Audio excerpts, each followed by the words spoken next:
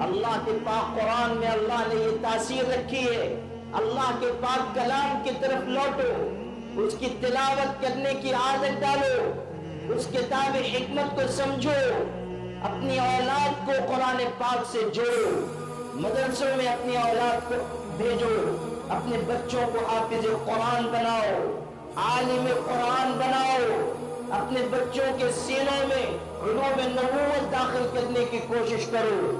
یاد رکھنا، اولاد اگر بنے گی تو اسی راستے سے بنے گی، ورنہ دنیا کی کوئی تعلیم ان کو دلوا دو، وہ اپنے اندر انسانیت پیدا نہیں کر سکے گی۔ اولاد تمہاری ہوگی مگر تمہاری محبت ان کے دلوں میں قائم نہیں ہو سکے۔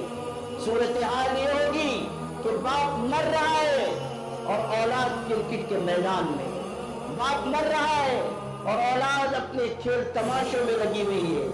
عظمت محبت اگر پیدا ہوتی ہے دین کی تعلیم کی وجہ سے پیدا ہوگی، قرآن پاک کی تعلیم آئے گی تب اولاد نیک بنے گی، پرہیزگار بنے گی۔ جب قرآن کا علم سینے میں آئے گا تب اولاد کے اندر ادب آئے گا، احترام آئے گا، عزت کرنا سیکھیں گے، بڑوں کا ادب کرنا سیکھیں گے، چھوٹوں سے اچھی طرح پیش آنا سیکھیں گے۔ حق کی ادائیگی قرآن پاک کی تعلیم کے ذریعے آئے گی۔